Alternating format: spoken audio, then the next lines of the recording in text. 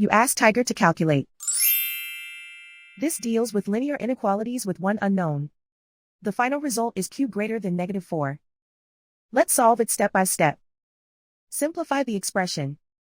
Expand the parentheses.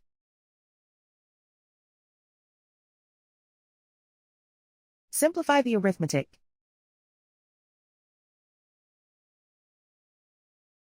Group all constants on the right side of the inequality. Subtract 22 from both sides.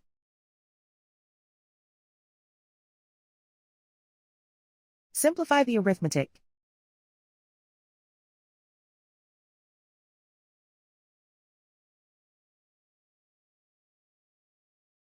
Isolate the q. Divide both sides by 2.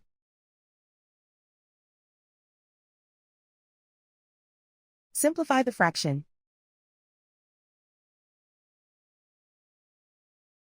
Find the greatest common factor of the numerator and denominator.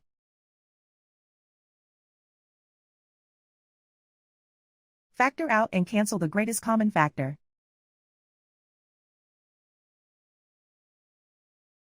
Plot the solution on a coordinate grid. And so the final result is q greater than -4.